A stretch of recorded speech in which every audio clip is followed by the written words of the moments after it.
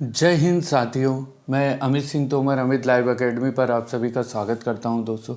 तो दोस्तों geography pre कम hence हम तैयार कर रहे थे यूपीएससी आईएएस का। तो दोस्तों इसमें हमने 24 क्लास कर ली। आज हमारी 25वीं क्लास है। इसमें दोस्तों हम हेडिंग आप देख रहे होंगे 29 नंबर का चैप्टर लिखा भारत परिवहन एवं संचार। तो दोस्तों इंडिया का हम ट्रेवल को आज देखेंगे दोस्तों। तो परिवहन एवं संचार देखेंगे। तो लाइक शेयर सब्सक्राइब और कमेंट करते रहना। अगर सब्सक्राइब नहीं करा हो तो घंटी के बटन को दबाकर सब्सक्राइब कर लेना ताकि सारे नोटिफिकेशन मिलते रहे। और दोस्तों ऊपर के आई बटन में मैंने प्ले लिस्ट डाल दी है। प्ले लिस्ट में जाके सारी क्लासेस पिछली देख लेना ताकि आपकी लिंक बन जाए। चलिए दोस्तों शुरू करते हैं हम। तो दोस्तों जैसा कि आप देख रहे होंगे परिवहन तंत्र एक परिचय अर्थात इंट्रोडक्शन को देखते हैं दोस्तों हम क्या लिखें। तो परिवहन एक महत्वपूर्ण तृतीयक व्यवसाय है। व्यक्तियों एवं वस्तुओं को एक स्थान से दूसरे स्थान तक ले जाने की क्रिया को परिवहन कहते हैं। परिवहन के बिना आधुनिक समाज की कल्पना तक नहीं की जा सकती है। परिवहन तंत्र किसी देश की अर्थव्यवस्था के विकास का सूचक होता है। उत्पादन केंद्र एवं कच्चे माल के स्थानों के मध्य संपर्क स्थापित करने में इस तंत्र का महत्वपूर्ण योगदान है। परिवहन की सहायता से वस्तुओं एवं सेवाओं को स्थानीय, राष्ट्रीय एवं अंतर्राष्ट्रीय बाजारों तक पहुंचाया जा सकता है। इस प्रकार किसी देश के निरंतर आर्थिक एवं औद्योगिक विकास हेतु सुचारू और समन्वित परिवहन तंत्र की प्रमुख मूल आवश्यकता होती है। वर्तमान में परिवहन के अनेक साधनों में रेल, सड़क, जल एवं वायु परिवहन इत्यादि सम्मिलित है। राष्ट्र रूपी शरीर के लिए परिवहन के इन साधनों को सिराएं एवं धमनियां माना जाता है। भारत विविधताओं से युक्त एक विशाल देश है। यहाँ संसाधन के भंडारों की मात्रा, आर्थिक गतिविधियों, भौगोलिक दशाओं तथा सांस्कृतिक संरचना में विविधता पाई जाती है। आर्थिक गतिविधियों एवं सांस्कृतिक संरचना में विविधता का मुख्य कारण प्राचीन काल में परिवहन तंत्र का अभाव था। देश की सुरक्षा, अर्थव्यवस्था के एकीकरण एवं विकास तथा सामाजिक अंतःक्रिया के लिए रेलों, सड़कों, जल मार्गों, वायु मार्गों एवं पाइपलाइनों के एक सक्षम परिवहन तंत्र की प्रमुख आवश्यकता है। परिवहन में प्रयुक्त किए गए माध्यमों के आधार पर परिवहन के साधनों को स्थल परिवहन, जल परिवहन एवं वायु परिवहन में वर्गीकृत किया जा सकता है। परिवहन के इन सभी साधनों का अपना विशिष्ट महत्व एवं उपयोग है। फिर है दोस्तों परिवहन के साधन दिए गए हैं, है ना। तो परिवहन के साधन दोस्तों क्या है, इसमें फर्स्ट है स्थल, सेकंड है जल और थर्ड है वायु। तो दोस्तों स्थल में कौन कौन से परिवहन है, तो उसमें स्थल में है जो फर्स्ट है सड़क, सेकंड रेलवे और थर्ड है पाइपलाइन। फिर जल परिवहन में दोस्तों दो टाइप हो गया, एक अंतःस्थलीय परिवहन और एक सागरीय व महासागरीय मार्ग। फिर है दोस्तों वायु परिवहन में दो टाइप हो गए, पहला है राष्ट्रीय परिवहन और सेकंड है अंतर्राष्ट्रीय परिवहन। चलिए दोस्तों अब देखते हैं स्थल परिवहन को। तो स्थल परिवहन दोस्तों व्यक्तियों और वस्तुओं के पृथ्वी के स्थलीय भाग पर आवागमन को स्थल अथवा भूतल परिवहन कहते हैं। यह परिवहन का प्राचीनतम माध्यम है। स्थल परिवहन किसी देश या महाद्वीप के विकास में सबसे महत्वपूर्ण स्थान रखता है। वर्तमान में स्थल परिवहन के अंतर्गत निम्नलिखित तीन प्रमुख साधनों का उपयोग किया जाता है। पहला है सड़क परिवहन, सेकंड है रेल परिवहन, थर्ड है पाइपलाइन परिवहन। अब दोस्तों देखते हैं इसी में आगे क्या है कि स्थल परिवहन के विकास को प्रभावित करने वाले प्रमुख कारक कौन कौन से देखते हैं इनको। निम्न, तो ये कारक निम्न है। पहला है स्थलाकृति। तो इस स्थलाकृति भूतल परिवहन के निर्माण को स्पष्टता प्रभावित करती है। मैदानी भागों में कोमल संरचना तथा न्यून ढाल प्रवणता के कारण भूतल मार्गों का निर्माण सरल, सस्ता और कम समय लेने वाला होता है। ऊबड़ खाबड़ पठारी भागों और पर्वतीय भागों में कठोर संरचना, तीव्र ढाल तथा कटे फटे धरातल पर पुलों एवं कहीं कहीं सुरंगों की आवश्यकता के कारण भूतल मार्गों का निर्माण कठिन, महंगा और अधिक समय लेने वाला होता है। विश्व के अधिकांश मैदानी भागों में भूतल परिवहन के माध्यमों का सघन जाल बिछा है। अब देखते हैं दोस्तों जलवायु। तो जलवायु भूतल परिवहन मार्गों के रखरखाव को प्रभावित करने वाला प्रमुख कारक है। अधिक वर्षा एवं अधिक हिमपात वाले प्रदेशों में अत्यधिक वर्षण से रेल की पटरियां ऊबड़ खाबड़, क्या दोस्तों रेल की पटरियां उखड़ जाती हैं सड़कें कट जाती हैं तथा पुल टूट जाते हैं। इन प्रदेशों में वर्षण काल में मार्ग बाधित तो होते ही हैं, नष्ट भी हो जाते हैं। फिर है दोस्तों पूंजी। तो भूतल परिवहन मार्गों के निर्माण हेतु विशाल मात्रा में आरंभिक पूंजी निवेश की आवश्यकता होती। पूंजी के अभाव में कई विकासशील और पिछड़े देशों में सड़क मार्ग दयनीय दशा में और रेल मार्ग कम लंबाई में पाए जाते हैं। विभिन्न अंतर्राष्ट्रीय संगठन जैसे विश्व बैंक, एशियाई विकास बैंक ऐसे देशों को भूतल परिवहन मार्गों के निर्माण एवं सुधार हेतु ऋण उपलब्ध कराते हैं। अब देखते हैं दोस्तों मांग। तो मांग जो है दोस्तों एक प्रमुख आर्थिक कारक है जो परिवहन के विकास को प्रभावित करता है। सघन एवं अधिक जनसंख्या प्रदेशों में स्वतः ही भूतल परिवहन की मांग उत्पन्न हो जाती है। जिन देशों में कृषि, खनन, पशुपालन, विनिर्माण, उद्योग, व्यापार आदि गतिविधियां अधिक होती है वहाँ स्थल परिवहन को अनिवार्यता विकसित किया जाता है ताकि उत्पादन, उपभोक्ता और व्यापार निर्बाध रूप से चलता रहे। अब देखते हैं दोस्तों सड़क परिवहन को। इसमें दोस्तों सड़क परिवहन है तो भारत में प्राचीन काल से ही परिवहन हेतु सड़कों का अस्तित्व था। सिंधु घाटी सभ्यता में सड़कें विद्यमान थी। वैदिक साहित्यों में भी सड़कों की मौजूदगी के साक्ष्य मिलते हैं। भारत में सड़कों का विकास आंतरिक प्रदेश में स्थित महत्वपूर्ण केंद्रों को आपस में जोड़ने के लिए किया गया और धीरे धीरे तटीय क्षेत्रों तक इसका विस्तार हुआ। दिल्ली, आगरा, अहमदाबाद, इलाहाबाद, वाराणसी तथा दिल्ली, लाहौर बहुत पहले ही सड़कों द्वारा जोड़े जा चुके थे। सल्तनत एवं मुगल काल में बहुत सी सड़कें बनाई गई थी। तो दोस्तों इसमें और पॉइंट है कि आज के अधिकांश मुख्य सड़क मार्ग प्राचीन मुगल सड़क मार्गों पर ही बनाए गए।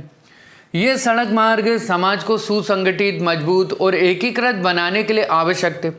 भारतीय इतिहास के मध्यकाल में शेरशाह सूरी ने बंगाल की सोनार घाटी को सिंधु नदी से जोड़ने के लिए शाही राजमार्ग का निर्माण करवाया। ब्रिटिश शासन द्वारा इस राजमार्ग को ग्रैंड ट्रंक रोड अर्थात जीटी रोड नाम से पुनः नामित किया गया। वर्तमान में कोलकाता से अमृतसर तक विस्तृत यह जीटी रोड 2 खंडों में विभक्त कर दिया गया। तो फर्स्ट है दोस्तों राष्ट्रीय राजमार्ग 1 अर्थात NH 1 जो कि दिल्ली से अमृतसर जाता है, और सेकंड खंड क्या है दोस्तों राष्ट्रीय राजमार्ग 2 अर्थात NH 2 जो कि दिल्ली से कोलकाता तक जाता है। वर्तमान में भारत का सड़क नेटवर्क विश्व का दूसरा सबसे बड़ा नेटवर्क है। इसकी लंबाई लगभग 54.72 लाख किलोमीटर है। अब दोस्तों देखते हैं सड़क परिवहन को। तो जो सड़क परिवहन है दोस्तों भारत के सड़क नेटवर्क द्वारा 65% से अधिक माल ढुलाई और लगभग 80% यात्री यातायात का संचालन किया जाता है। छोटी एवं मध्य दूरियों के लिए माल तथा यात्रियों के परिवहन में सड़क परिवहन की महत्वपूर्ण भूमिका है। सड़क परिवहन एक पूरक तंत्र प्रदान कर पूर्ण परिवहन तंत्र की क्षमता को बढ़ा देता है। इससे फार्म, खेतों एवं खदानों आदि जैसे कच्चे माल के स्थानों को फैक्ट्रियों, कारखानों से जोड़ना संभव हुआ है। सड़क परिवहन की सेवाएं ग्राहक के दरवाजे पर उपलब्ध होती हैं। लोचशीलता, विश्वसनीयता एवं गति सड़क परिवहन की मुख्य विशेषताएं। रेलगाड़ी के विपरीत यात्रियों के सवारी के रूप में सड़क पर चलने वाले वाहन लोचदार होते हैं क्योंकि वे कहीं पर सवारी को उतार या चढ़ा सकते हैं, जबकि रेलगाड़ी केवल स्टेशन से ही सेवा प्रदान करती है। पहाड़ी, असमतल एवं मरुस्थलीय क्षेत्रों में रेल मार्ग नहीं बन सकते, जबकि ऐसे क्षेत्रों में सड़कें बनाना संभव है। साथ ही सड़कें सीमा पर सुरक्षा व्यवस्था को भी मजबूत बनाती। उपयुक्त विशेषताओं के कारण सड़क परिवहन के साधनों के उपयोग में निरंतर वृद्धि देखी जा रही है। अब सड़कों का वर्गीकरण देखते हैं दोस्तों। तो भारत में निर्माण एवं रखरखाव की दृष्टि से सड़कों को मुख्य रूप से 5 वर्गों में विभक्त किया जा सकता है। तो पहला है दोस्तों राष्ट्रीय राजमार्ग, है ना। तो राष्ट्रीय राजमार्ग में दोस्तों क्या होता है कि इन सड़कों का निर्माण एवं रखरखाव केंद्रीय सरकार के नियंत्रणाधीन होता है। इन्हें राष्ट्रीय राजमार्ग के नाम से जाना जाता है। भारतीय राष्ट्रीय राजमार्ग प्राधिकरण NHAI को राष्ट्रीय राजमार्गों के विकास, रखरखाव तथा प्रचालन का उत्तरदायित्व सौंपा गया। साथ ही यहाँ राष्ट्रीय राजमार्गों की गुणवत्ता में सुधार हेतु शीर्ष संस्था है। NHAI 1995 से कार्यरत है। सामरिक क्षेत्रों तक रक्षा सामग्री पहुँचाने, सेना के आवागमन तथा अंतर्राज्यीय परिवहन हेतु राष्ट्रीय राजमार्गों का उपयोग किया जाता है। ये सड़कें विभिन्न राज्यों की राजधानियों, प्रसिद्ध नगरों एवं जंक्शनों को आपस में जोड़ती है। अब देखते हैं दोस्तों कि वर्तमान में राष्ट्रीय राजमार्ग की कुल लंबाई 1,15,435 किलोमीटर है। हालांकि इसके तहत कुल सड़क नेटवर्क का केवल 1.8% भाग ही सम्मिलित है, परंतु देश के कुल यातायात का लगभग 40% भाग राष्ट्रीय राजमार्ग वहन करते हैं। राष्ट्रीय राजमार्गों की सर्वाधिक लंबाई महाराष्ट्र में, उसके बाद उत्तर प्रदेश, राजस्थान, मध्य प्रदेश एवं कर्नाटक का स्थान आता है ना। तो मध्य प्रदेश दोस्तों 3rd नंबर पे आता है, 2nd नंबर पे राजस्थान, फर्स्ट पे दोस्तों कौन आता है? महाराष्ट्र, फिर यूपी आता, फिर राजस्थान, फिर मध्य प्रदेश, फिर कर्नाटक आता। चौड़ाई के मामले में राष्ट्रीय राजमार्गों का प्रतिशत निम्नानुसार है। तो ये दोस्तों 2015 के हिसाब से देख लेते हैं हम, है ना। अभी दोस्तों नया आंकड़ा आप लोग देख लेना, मैं 15 के हिसाब से बता देता हूँ। तो 15 में दोस्तों क्या था? सिंगल लेन 31.73% था, डबल लेन 46.64% था 2015 में, और 4 लेन, 6 लेन और 8 लेन 21.63% था 2015। अब तक तो काफ़ी बढ़ गया होगा 2021 तक, है ना। चलिए दोस्तों अब देखते हैं, हमको यहाँ पे एक डायग्राम दिखाया गया है। तो डायग्राम में दोस्तों NH नेशनल हाईवे दिखाया गया है, राष्ट्रीय राजमार्ग। तो दोस्तों आप इसका स्क्रीनशॉट लेके इसको जूम करके देख लेना, आधे का स्क्रीनशॉट ले लेना, जूम करके देख लेना दोस्तों। चलिए दोस्तों अब देखते हैं हम आगे कि भारत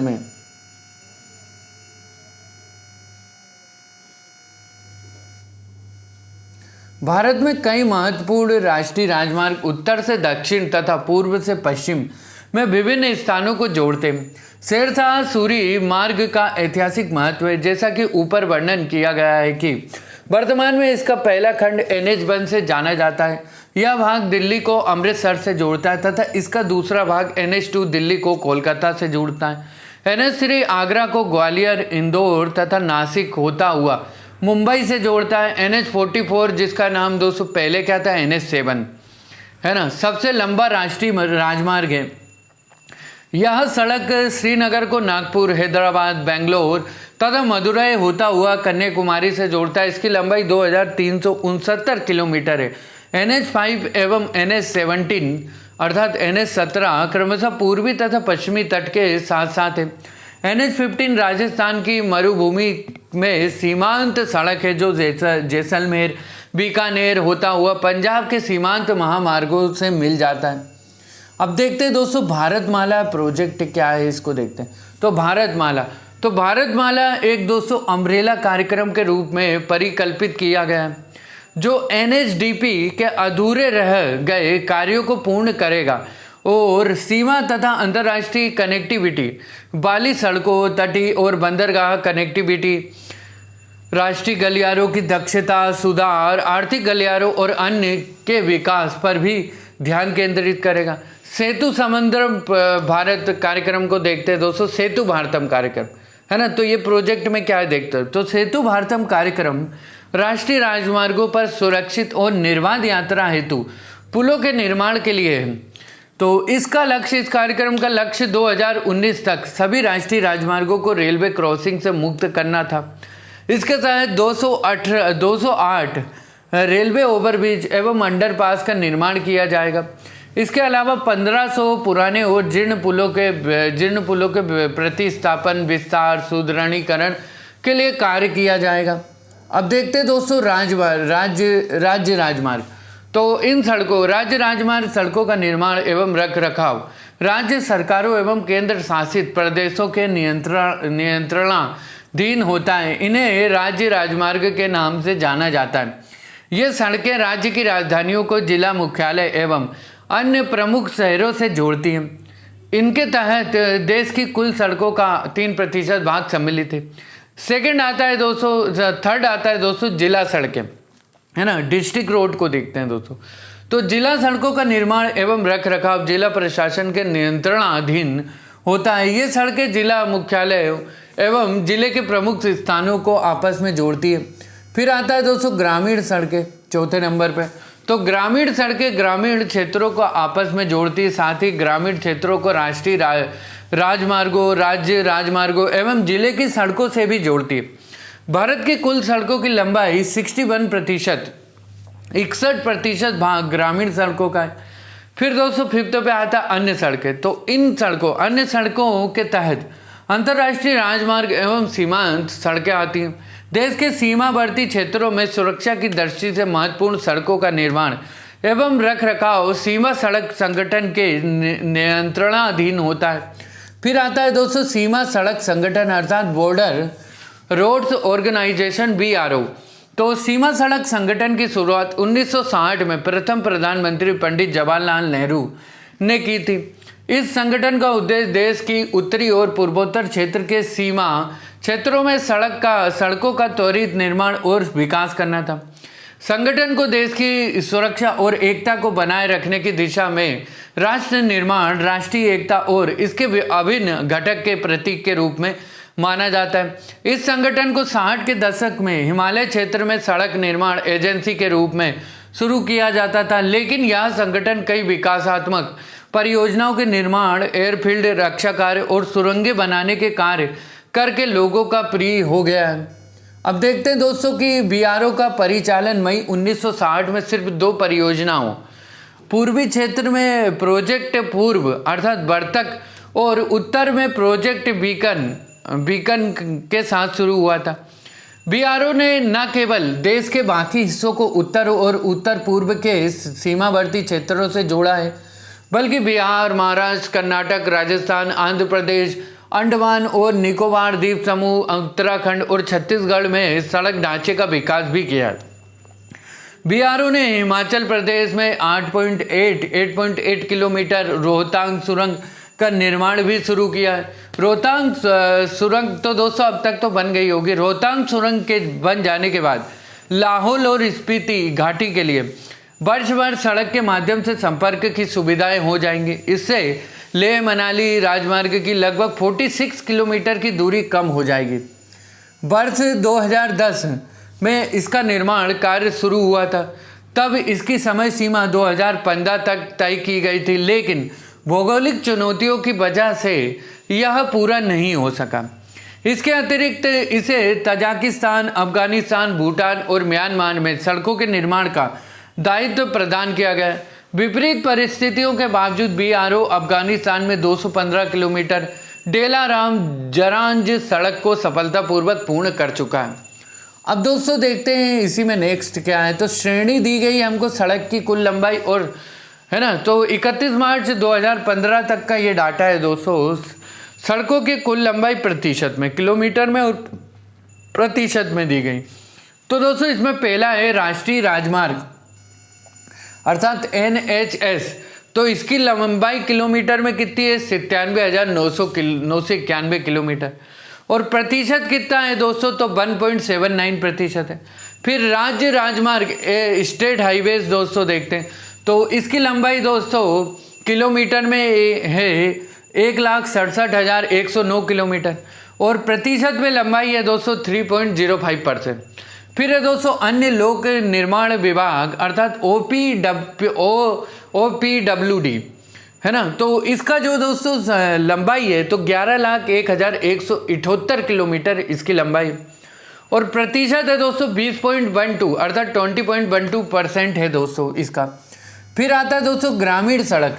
तो इसकी जो लंबाई है किलोमीटर में 33,37,255 किलोमीटर है और प्रतिशत जो है 261% है। फिर शहरी सड़क को देखते हैं दोस्तों। तो इसकी लंबाई किलोमीटर में है 4,67,106 किलोमीटर और प्रतिशत है दोस्तों 8.54% है। परियोजना सड़क की दोस्तों लंबाई है 3,01,555 किलोमीटर और प्रतिशत है दोस्तों 5.50%। फिर दोस्तों कुल मिलाकर अगर देखें तो सड़कें कितनी निर्मित हो गई 2015 के आंकड़े के साथ, तो 54,72,144 किलोमीटर सड़क बन गई है ना, और प्रतिशत 100% है। अब देखते हैं दोस्तों कि सड़कों का भौगोलिक वितरण कैसे होता है। तो भारत में सड़कों के घनत्व में समरूपता नहीं है। सड़क नेटवर्क के प्रारूप में यह स्पष्ट होता है कि कुछ राज्यों में सड़क घनत्व अधिक है तथा कुछ राज्यों में कम है।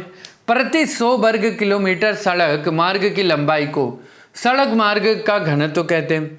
गंगा के मैदान पंजाब तथा हरियाणा में सड़कों का घनत्व अधिक है। दक्षिण में कर्नाटक पठार तथा तमिलनाडु में भी सड़क घनत्व अधिक है। दक्कन के पठार पर सड़क मार्ग घनत्व मध्यम है। हिमालय, पश्चिमी राजस्थान तथा उत्तर पूर्व के राज्यों में सड़क मार्ग घनत्व कम अथवा बहुत कम है। इन प्रदेशों में विद्यमान सड़कों का निर्माण सीमा सड़क संगठन द्वारा किया गया। भारत की भौगोलिक संरचना ने इसके सड़क नेटवर्क के प्रारूप अत्यधिक प्रभावित किया है। पर्वतीय एवं मरुस्थलीय क्षेत्रों में सड़कों के निर्माण एवं रखरखाव में बहुत अधिक धन खर्च होता है। साथ ही इन क्षेत्रों में आर्थिक विकास का निम्न स्तर भी सड़क मार्गों के विकास को अवरुद्ध करता है। अब देखते हैं दोस्तों कि नीचे दिए गए चित्र से स्पष्ट है कि तमिलनाडु में पक्की सड़कों का घनत्व सर्वाधिक 81.5 किलोमीटर प्रति 100 वर्ग किलोमीटर में। तमिलनाडु के पश्चात पंजाब एवं हरियाणा में सड़क मार्गों का घनत्व अधिक है। अरुणाचल प्रदेश में सड़कों का घनत्व सबसे कम पाया जाता है, 2.4 किलोमीटर प्रति 100 वर्ग किलोमीटर में सिर्फ 2.4 किलोमीटर सड़क है। असम, मणिपुर, हिमाचल प्रदेश, नागालैंड, मिजोरम, मेघालय तथा जम्मू एवं कश्मीर में पक्की सड़कों का घनत्व 10 किलोमीटर प्रति 100 वर्ग किलोमीटर से कम है। स्पष्ट है कि इन राज्यों की भौतिक संरचना ही सड़क घनत्व का मुख्य निर्धारक कारक रही है। केंद्र शासित प्रदेशों में चंडीगढ़ में अधिकतम सड़क घनत्व पाया जाता है, जो कि दोस्तों 1291 किलोमीटर प्रति 100 वर्ग किलोमीटर में है ना। तो चलिए दोस्तों अब आगे देखते हैं हम। तो यहाँ पे दोस्तों आपको डायग्राम में दोस्तों भारत में सड़कों का घनत्व दिखाया गया है ना। तो ये जो आंकड़े दोस्तों जैसे कि आप टेबल में देख रहे होंगे, जहाँ 400 किलोमीटर से अधिक सड़क है उसको पूरे ब्लैक से दिखाया गया। जहाँ थोड़ी 301 से 400 किलोमीटर से है दोस्तों उसको हल्के ब्लैक से दिखाया गया। और 201 से 300 किलोमीटर का सिंबल, फिर 101 से 200 किलोमीटर, फिर 100 से कम। जैसे कि दोस्तों यहाँ पे जो है मतलब ये 301 से 400 किलोमीटर का आपको दिखा रहा हूँ। तो ये जो 301 से 400 किलोमीटर का जैसे ये सिंबल है, और 400 किलोमीटर से अधिक ये तमिलनाडु का कुछ क्षेत्र है ना। तो यहाँ पे फिर है दोस्तों जैसे कि MP हो गया, UP हो गया, महाराष्ट्र हो गया। तो यहाँ पे दोस्तों सड़क घनत्व कम है, काफ़ी कम है। जैसे कि दोस्तों MP में क्या है सड़क घनत्व जो है 101 से 200 वाला जो क्षेत्र है उसके हिसाब से। फिर इस क्षेत्र में भी 101-200 वाला क्षेत्र है उसके हिसाब से। तो दोस्तों डायग्राम का क्या है, स्क्रीनशॉट ले लेना तो आपको अच्छे से और भी चीज़ें समझ में आ जाएंगी। जूम करके इनको समझ लेना कि पूरे देश की स्थिति क्या है, क्योंकि कभी मेंस में अगर आपको आया क्वेश्चन तो आप डायग्राम और डाटा अपने हिसाब से लिख सकते हैं, है ना। कि जैसे कि MP में 201 से लेकर 300 किलोमीटर का मतलब 101 से 200 किलोमीटर का सड़क घनत्व है, मतलब प्रति 100 वर्ग किलोमीटर, है ना। तो ये पूरा डाटा आप लिख सकते हैं। जैसे कि दोस्तों वही मतलब इंडिया में कम है सड़क घनत्व, वैसे अभी काफ़ी इसमें निर्माण होना बाकी है सड़कों में। बाकी अब तो स्पीड काफ़ी तेज़ हो गई है फिर भी। अब देखते हैं दोस्तों सड़क परिवहन संबंधित प्रमुख नीतियाँ एवं योजनाएं क्या है। तो केंद्रीय सड़क निधि अर्थात CRF, तो केंद्रीय सड़क निधि अधिनियम 2000 में लागू किया गया है। पेट्रोल और हाई स्पीड डीजल HSD तेल पर उपकर के संग्रह द्वारा इस निधि में योगदान किया जाता है। वर्तमान में पेट्रोल और हाई स्पीड डीजल HSD तेल पर उपकर के रूप में 2 रुपये प्रति लीटर जमा किया जाता है। NH राज्य सड़कों, ग्रामीण सड़कों, रेलवे ओवरब्रिज, अंडरब्रिज और अन्य सुरक्षा सुविधाओं के विकास और रखरखाव के लिए इस निधि का प्रावधान किया गया है। अब देखते हैं दोस्तों राष्ट्रीय राजमार्ग अर्थात NHDP। तो भारतीय राष्ट्रीय राजमार्ग प्राधिकरण NHAI को संपूर्ण देश में विभिन्न चरणों में कई परियोजनाओं का उत्तरदायित्व दिया गया। तो ए नंबर पे अर्थात पहला है दोस्तों स्वर्णिम चतुर्भुज योजना, तो गोल्डन क्वाड्रिलेटरल। तो ये दोस्तों ये बहुत महत्वपूर्ण है योजना। चलिए दोस्तों इसको पढ़ते हैं कि स्वर्णिम चतुर्भुज योजना के तहत देश के 4 महानगरों दिल्ली, मुंबई, चेन्नई और कोलकाता को जोड़ने वाले उच्च सघनता के यातायात गलियारे सम्मिलित हैं। फिर है दोस्तों बी है उत्तर अर्थात सेकंड है उत्तर दक्षिण और पूर्व पश्चिम कॉरिडोर अर्थात north south corridor and east west corridor है ना। तो उत्तर दक्षिण कॉरिडोर का उद्देश्य श्रीनगर अर्थात जम्मू व कश्मीर से कन्याकुमारी, दोस्तों कन्याकुमारी कहाँ है, तमिलनाडु में, को 4016 किलोमीटर लंबे मार्ग द्वारा जोड़ना है। पूर्व पश्चिम कॉरिडोर का उद्देश्य सिलचर कहाँ है दोस्तों, असम में है ना।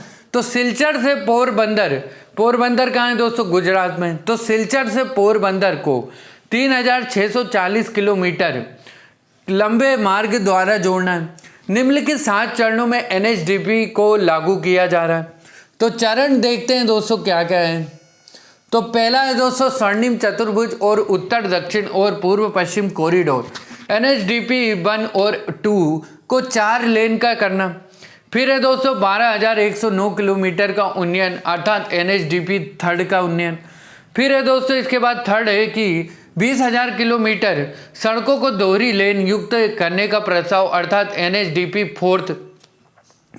फिर इसके बाद है दोस्तों 4th पॉइंट है कि 6,500 किलोमीटर सड़कों को 6 लेन करने का प्रस्ताव अर्थात NHDP 5। फिर 5th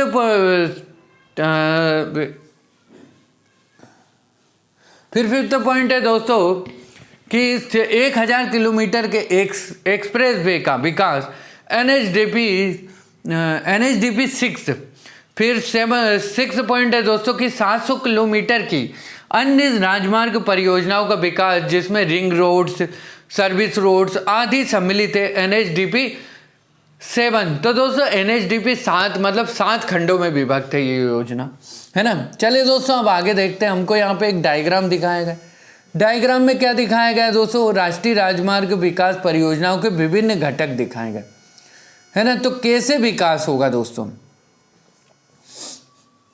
है ना। तो ये डायग्राम का दोस्तों स्क्रीनशॉट ले लेना। स्क्रीनशॉट से क्या है कि आप कभी भी इसको जूम करके देख सकते हैं, तो ले लीजिएगा दोस्तों, देख लेना दोस्तों।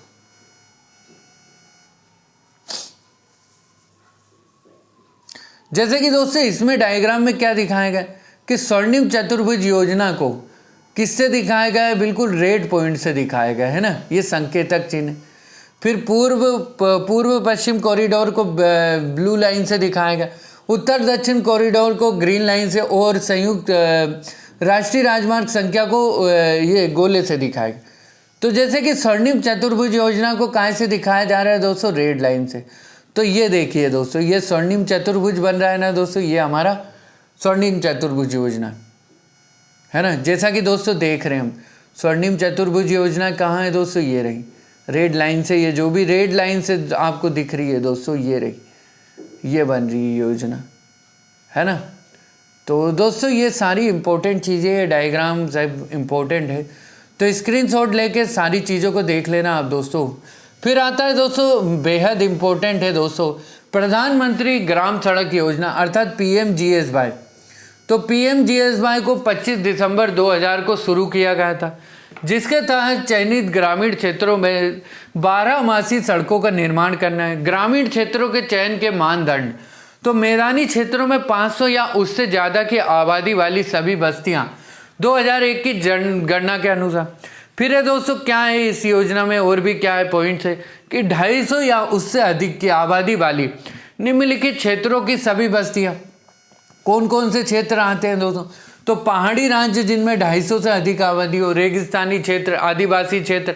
आदिवासी क्षेत्र कौन से आएंगे दोस्तों, तो अनुसूची 5 में जो आते हैं क्षेत्र, ये चीज़ आप ध्यान में रखना दोस्तों। फिर है दोस्तों IAP अर्थात एकीकृत कार्य योजना के तहत जनजाति और पिछड़े जिले, है ना, तो ये भी आएंगे। फिर पॉइंट है दोस्तों 2013 में भारत सरकार ने PMGSY सेकेंड, है ना, तो सेकेंड योजना को मंजूरी दी थी, जिसमें मौजूदा प्रमुख ग्रामीण लिंकों को ग्रामीण विकास केंद्रों तक अपग्रेड किया जाएगा। इसमें उन्नयन की लागत राज्यों द्वारा भी साझा की जाएगी। अब देखते हैं दोस्तों, PMGSY के चरण 3 को भी अंतिम रूप दिया जा रहा है। इसके तहत सड़कों का स्थायी रखरखाव और सर्वोत्तम प्रदर्शन करने वाले राज्यों के लिए वित्तीय प्रोत्साहन मुख्य फोकस क्षेत्र होंगे। ग्रामीण विकास मंत्रालय सड़कों के रखरखाव के लिए सर्वोत्तम प्रदर्शन वाले राज्यों को 5% का वित्तीय प्रोत्साहन देने की योजना बना रहा है। देश में 8 से 9 ऐसे राज्य हैं जो निर्धारित लक्ष्य से पहले मानक और टिकाऊ ग्रामीण सड़कों का निर्माण कर रहे हैं। वर्ष 2011 से लेकर 2014 के बीच PMGSY के अंतर्गत प्रतिदिन 73 किलोमीटर 73 किलोमीटर की ग्रामीण सड़कों का निर्माण किया गया है, जबकि 2014 से लेकर 2016 तक 16 के बीच में यह 100 किलोमीटर प्रति दिन पर पहुंच गया। PMGSY के अंतर्गत बनाई गई 15% ग्रामीण सड़कों में ग्रीन टेक्नोलॉजी जैसे फ्लाई एज, जियो टेक्सटाइल, प्लास्टिक और अन्य अपशिष्ट पदार्थों का उपयोग हुआ है। वर्ष 2000 और 2014 के मध्य ग्रीन टेक्नोलॉजी के उपयोग से 800 किलोमीटर की ग्रामीण सड़कों का निर्माण किया गया, जबकि 2014 से लेकर 2016 के मध्य इस वैकल्पिक तंत्र के तहत 2600 किलोमीटर से अधिक सड़कों का निर्माण हुआ। तो फिर ठीक है दोस्तों, अब देखते हैं पूर्वोत्तर क्षेत्र के लिए विशेष त्वरित सड़कें विकास कार्यक्रम। अच्छा, अर्थात क्या है दोस्तों, SARDP और NE है ना, नॉर्थ ईस्ट। NE अर्थात क्या है दोस्तों, नॉर्थ ईस्ट। तो दोस्तों पूर्वोत्तर क्षेत्र के लिए विशेष त्वरित सड़क विकास कार्यक्रम में देखते हैं क्या है। तो इसमें उत्तर पूर्वी क्षेत्र के जिला मुख्यालयों तथा राज्यों की राजधानियों के मध्य सड़क संपर्क को सुधारने की परिकल्पना की गई। तो दोस्तों इनको बहुत अच्छे से ध्यान रखना, ये बहुत अच्छा डाटा है। किसी भी दोस्तों क्वेश्चन में अगर सड़क का कोई क्वेश्चन हो गया है, मतलब आर्थिक विकास, मतलब सड़क का विकास कैसे होगा हमारे देश में, तो उस क्वेश्चन में दोस्तों ये बेहद इम्पोर्टेंट चीज़ें हैं। इनको अगर आप पुट करेंगे तो काफ़ी अच्छा इफेक्ट पड़ेगा चेकर पे। अब देखते हैं दोस्तों, वामपंथी उग्रवाद से प्रभावित अर्थात LWE क्षेत्रों में सड़क कनेक्टिविटी में सुधार के लिए सड़क आवश्यकता योजना अर्थात RRP। भारत के 8 राज्यों के 34 जिलों के LWE प्रभावित क्षेत्रों में सड़क नेटवर्क विकसित करने के लिए मार्च 2015 से यह योजना क्रियाशील है।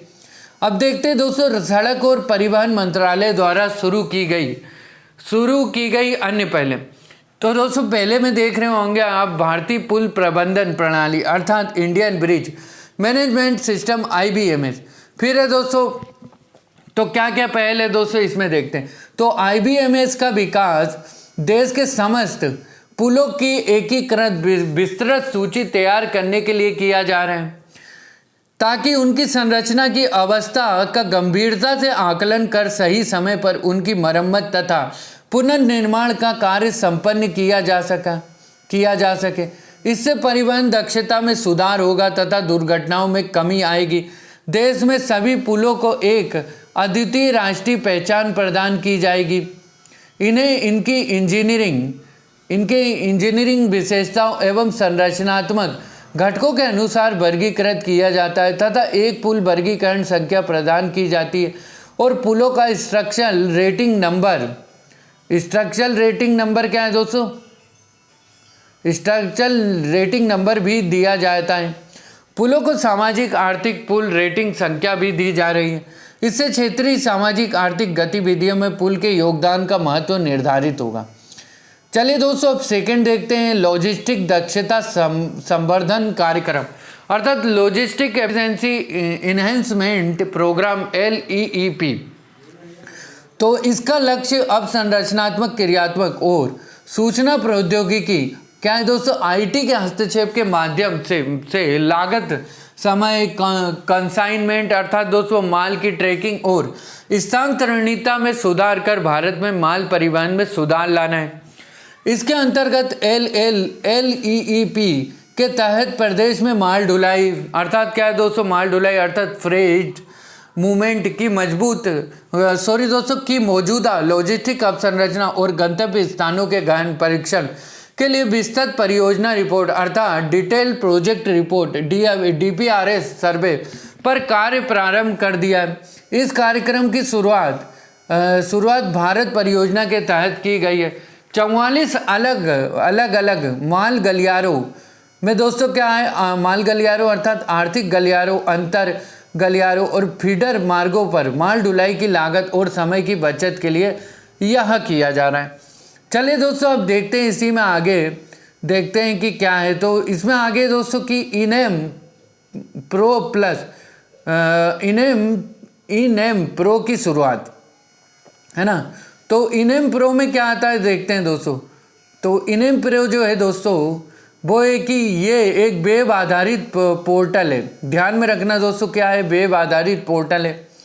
इसे national highway and infrastructure development corporation अर्थात NHIDCL द्वारा विकसित किया गया। यह एक साझा मंच है जिसके अंतर्गत सीमेंट खरीदारों और विक्रेताओं को एक साथ लाया जाएगा। ठीक है दोस्तों, यह इनेम प्रो एक अपग्रेडेड संस्करण है जिसमें निर्माण सामग्री, उपकरण, मशीनरी और सेवाएं जैसे खरीद, मजदूरी, नए पट्टे, निर्माण सामग्री आदि शामिल हैं। चलिए दोस्तों अब आगे देखते हैं। तो यहीं पे हमारा दोस्तों ये तो हो गया खत्म। अब सड़क सुरक्षा हेतु उठाए गए कदम, इंपॉर्टेंट चीज़ है, ध्यान में रखना दोस्तों। तो सरकार सड़क परिवहन में सुरक्षा, दक्षता और वहनीयता में सुधार के लिए प्रयासरत है। इस संबंध में उठाए गए कुछ कदम निम्नलिखित है। पहला है दोस्तों, एक राष्ट्रीय सड़क सुरक्षा नीति को मंजूरी दी गई जिसमें जागरूकता फैलाने, सड़क सुरक्षा सूचना डाटाबेस की स्थापना, सुरक्षित सड़क ढांचे को प्रोत्साहित करने, सुरक्षा कानूनों को लागू करने जैसे विभिन्न नीतिगत उपायों की रूपरेखा दी गई है। 4E को देखते हैं दोस्तों। 4E एजुकेशन इंजीनियरिंग अर्थात सड़कों और वाहनों दोनों, एनफोर्समेंट और इमरजेंसी केयर के आधार पर समस्याओं से निपटने के लिए मंत्रालय ने एक बहुआयामी रणनीति विकसित की है। सड़क सुरक्षा के मामले में नीतिगत फैसले लेने के लिए एक राष्ट्रीय सड़क सुरक्षा परिषद का गठन सर्वोच्च संस्था के रूप में किया गया है। राष्ट्रीय राजमार्ग पर ब्लैक स्पॉट के सुधार और ऑटोमोबाइल सुरक्षा में सुधार के लिए नियामक उपायों को अपनाने के लिए शीर्ष प्राथमिकता दी गई है। मंत्रालय ने राज्यों से ब्लैक स्पॉट के सुधार के लिए प्रस्ताव भेजने और केंद्रीय सड़क निधि अर्थात CRF के 10% भाग को सड़क सुरक्षा उपायों के लिए उपयोग करने की अनुमति दी गई है। अब देखते हैं दोस्तों, सड़क सुरक्षा को सड़क डिजाइनिंग का एक अभिन्न अंग बना दिया गया है। राष्ट्रीय राजमार्गों के चयनित भागों के लिए सुरक्षा ऑडिट का आयोजन किया जा रहा है। अल्पकालिक साधनों के तौर पर रंबल स्ट्रिप, जंक्शनों पर चमकदार स्टिकर, साइन बोर्ड, चेतावनी बोर्ड का प्रयोग किया जा रहा है जिसमें साइनेज अर्थात संकेतकों के साथ गति प्रबंधन आदि अंकित होते हैं। लंबी अवधि के उपायों के तहत वाहनों के लिए अंडरपास, बाईपास, फ्लाईओवर और 4 लेन का निर्माण किया जा रहा है। वर्ष 2015-16 और 2016-17 के दौरान 1100 करोड़ रुपए की राशि सड़क सुरक्षा उद्देश्यों के लिए उपलब्ध कराई गई। मंत्रालय ने राज्यों व संघ शासित प्रदेशों को राज्य सड़क सुरक्षा परिषद स्थापित करने पर जोर देने को कहा है। सड़क सुरक्षा में सुधार के लिए एक कार्य योजना तैयार की गई है तथा इसे एक ठोस तरीके से लागू किया गया है। सड़क दुर्घटनाओं को कम करने के उद्देश्य से एक निश्चित समयबद्ध तरीके से पर्याप्त जनशक्ति की पहचान तथा अन्य संसाधनों को आवंटित करना है। सड़क सुरक्षा को बढ़ावा देने के लिए मंत्रालय ने एक मीडिया अभियान चलाया है। सड़क सुरक्षा पर काम करने के लिए गैर सरकारी संगठनों की भूमिका में वृद्धि की गई है। सभी वर्गों के वाहनों के लिए वाहन सुरक्षा मानकों का निर्धारण किया जा रहा है। ट्रकों में बाहर निकली हुई छड़ों को निषिद्ध किया गया है। एंटी लॉकिंग ब्रेक सिस्टम अर्थात ABS को भारी वाहनों पर अनिवार्य बनाया गया है। कारों में कम से कम एक बच्चे की सीट फिट करने का प्रावधान किया गया है। कार क्रैश मानकों को 1 अप्रैल 2018 से अनिवार्य तथा प्रभावी बनाया जाना है। 1 अप्रैल 2018 से दोपहिया वाहनों के लिए ABS बाय CBS अनिवार्य, दोपहिया वाहनों में अनिवार्य किए गए AHO अर्थात स्वचालित हेडलाइन ऑन से उन्हें सुरक्षित बनाए। सुरक्षित और आरामदायक बसों के लिए बस बॉडी कोड, चालकों और अन्य सड़क उपयोगकर्ताओं के लिए सुरक्षित केबिन हेतु ट्रक बॉडी कोड, तीव्र गति से बचने के लिए परिवहन वाहनों पर स्पीड गवर्नेंस का अनिवार्य रूप से लगाया जाना सुनिश्चित किया गया है। अब देखते हैं दोस्तों निर्भया योजना के तहत क्या क्या किया गया। तो निर्भया योजना के तहत IT सक्षम सुरक्षा उपायों के साथ बसों का संचालन मंत्रालय द्वारा जारी अधिसूचना के अनुसार सभी लोक सेवा वाहनों, 2 और 3 पहिया वाहनों, ई-रिक्शा को छोड़कर, है ना, 2-3 पहिया वाहनों दोस्तों, क्या सेवा वाहनों में 2-3 पहिया वाहनों, ई-रिक्शा को छोड़कर को वाहन लोकेशन ट्रैकिंग डिवाइस से सुसज्जित किया जाना है, जिसमें एक या एक से अधिक आपातकाल बटन हो। फिर है दोस्तों भारतीय पुल प्रबंधन प्रणाली अर्थात IBMS।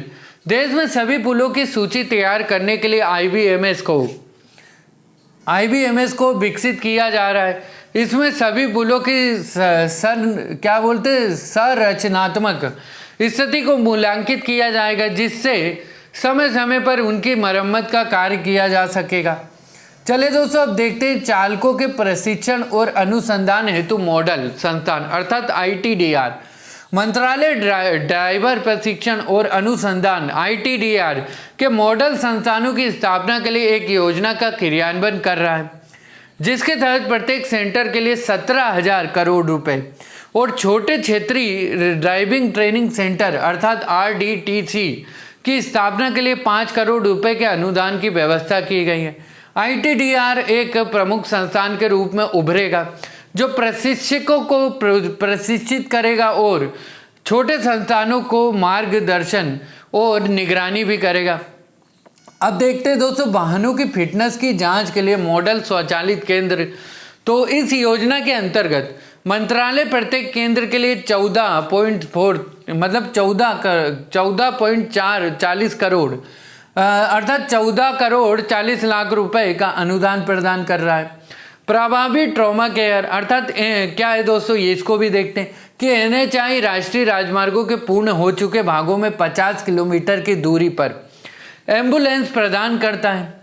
राष्ट्रीय राजमार्गों पर विकास के लिए राष्ट्रीय राजमार्ग दुर्घटना राहत सेवा योजना के तहत विभिन्न राज्य सरकारों को क्रेन और एम्बुलेंस प्रदान की जाती है। सड़क दुर्घटना में पीड़ित व्यक्तियों के केसलेस उपचार के लिए गुड़गांव जयपुर NH8 के बड़ोदरा मुंबई खंड और NH33 के रांची रारगांव महलिया खंड पर पायलट प्रोजेक्ट क्रियान्वित किए गए थे। अब इस योजना को स्वर्णिम चतुर्भुज के उत्तर दक्षिण तथा पूर्व पश्चिम कॉरिडोर अर्थात क्या है दोस्तों लगभग 13,500 किलोमीटर में 250 करोड़ रुपए की लागत से क्रियान्वित करने का कार्यक्रम है। गुड समारिटन अर्थात गुड सैमरिटन्स दिशा निर्देश को देखते हैं तो सड़क दुर्घटना पीड़ितों की मदद करने वाले अच्छे समारिटन के उत्पीड़न को रोकने के लिए मंत्रालय द्वारा दिशा निर्देश जारी किए गए हैं। सर्वोच्च न्यायालय ने इन दिशा निर्देशों को स्वीकार कर लिया है और राज्यों को कार्यान्वयन के लिए निर्देश दिए हैं। अब देखते हैं दोस्तों रेल परिवहन। तो रेलवे देश में माल एवं यात्री परिवहन को सरल बनाने वाला मुख्य साधन है। 1853 में भारतीय रेलवे का आरंभ हुआ है। भारत की पहली रेलगाड़ी ने मुंबई से ठाणे तक 34 किलोमीटर का सफर तय किया था। भारतीय रेल नेटवर्क विश्व का चौथा सबसे बड़ा रेलवे नेटवर्क है। इसकी कुल लंबाई 63,221 किलोमीटर है। यह एशिया का सबसे बड़ा रेल नेटवर्क है तथा एकल सरकारी स्वामित्व वाला विश्व का दूसरा सबसे बड़ा रेल नेटवर्क है। भारतीय रेलवे विश्व का आठवां सबसे बड़ा नियोक्ता है। 2015-16 के अंत तक इसमें 1.331 मिलियन कर्मचारी कार्यरत थे। भारतीय रेलवे सरकार का सबसे बड़ा उद्यम है। 2015-16 में भारतीय रेलवे का राजस्व 26 अरब डॉलर था। इस राजस्व का 17 अरब डॉलर माल ढुलाई और 6.9 अरब यात्री परिवहन से प्राप्त हुआ है। फिर दोस्तों पॉइंट है कि भारतीय रेलवे के अत्यंत विशाल आकार के कारण रेल प्रबंधन तंत्र पर बहुत अधिक दबाव पड़ता है। अतः प्रशासनिक सुविधा एवं रेलों के परिचालन की सुविधा की दृष्टि से भारतीय रेलवे को 17 क्षेत्र या जोन्स में विभक्त किया गया, जिन्हें 68 डिवीजनों में विभाजित किया गया है। रेलवे मंत्रालय के नियंत्रण में 13 उपक्रम भी हैं, है ना। तो दोस्तों इसमें देखते हैं कि रेलवे जोन तथा उनके मुख्यालय क्या है दोस्तों, निम्न है। तो पहला है दोस्तों उत्तर रेलवे, क्या है, दिल्ली में। सेकंड है पूर्वोत्तर रेलवे, गोरखपुर में। थर्ड है पूर्वोत्तर सीमांत रेलवे, गुवाहाटी में। फोर्थ है दोस्तों पूर्व रेलवे, कोलकाता में। और फिफ्थ है दोस्तों दक्षिण पूर्व रेलवे जो है कोलकाता में। और दक्षिण सिक्स है दोस्तों दक्षिण मध्य रेलवे, सिकंदराबाद में है। और फिर है दोस्तों सेवंथ है दक्षिण रेलवे का मुख्यालय कहाँ है, चेन्नई में। एट्थ है दोस्तों मध्य रेलवे का मुख्यालय मुंबई में। नाइन्थ है दोस्तों पश्चिम रेलवे का मुख्यालय मुंबई में। 10th है दोस्तों क्या है कि दक्षिण पश्चिम रेलवे का मुख्यालय हुबली में। 11th है दोस्तों उत्तर पश्चिम रेलवे का मुख्यालय जयपुर में। और 12th है दोस्तों पश्चिम मध्य रेलवे का मुख्यालय जबलपुर में। और 13 है दोस्तों उत्तर मध्य रेलवे का मुख्यालय जो है ये इलाहाबाद में। ठीक है दोस्तों, अब देखते हैं 14 नंबर पे है दोस्तों दक्षिण पूर्व मध्य रेलवे का मुख्यालय बिलासपुर में। 15 है दोस्तों पूर्व तटीय रेलवे का मुख्यालय भुवनेश्वर में। 16 है पूर्व मध्य रेलवे का मुख्यालय हाजीपुर में। और 17 है दोस्तों कोंकण रेलवे का मुख्यालय नवी मुंबई में। तो रेलवे तो दोस्तों ये सारे मुख्यालय, उसमें दोस्तों एक 18 नंबर का भी कोई मुख्यालय जुड़ गया, तो आप उसको देख लेना दोस्तों। चलिए अब देखते हैं दोस्तों रेल पटरी की चौड़ाई के आधार पर भारतीय रेलवे को दोस्तों 3 वर्गों में विभक्त किया गया। तो देखते हैं दोस्तों गेज के आधार पर रेलवे लाइन का वर्गीकरण कैसे होता है। तो इसमें दोस्तों आप देख रहे होंगे कि फर्स्ट जो है दोस्तों नैरो गेज है, जो 610 mm अर्थात 2 फीट का रहता है। मतलब जो अंतर रहता है, जैसे कि ये अंतर है ना, तो ये अंतर 600 मतलब कितना अंतर है, ये 2 फीट का। वैसे ही दोस्तों नैरो गेज में 762 mm अर्थात 2 फीट 6 इंच का।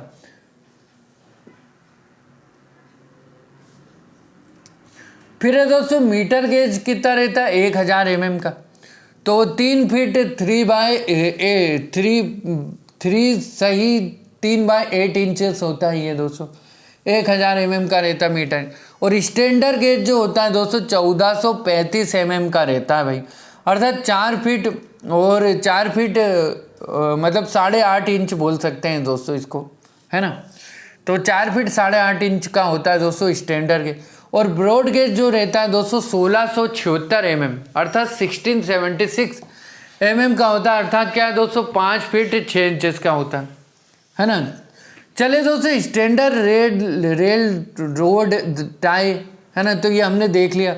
अब दोस्तों देखते हैं इसी में हम आगे कि गेज दी गई है रेल पटरियों के, हमको क्या दिया गया, रेल पटरियों के मध्य दूरी दी गई है। गेज की लंबाई 200 किलोमीटर में दी गई 31 अक्टूबर 2015 तक, कुल रेल मार्गों की लंबाई प्रतिशत में।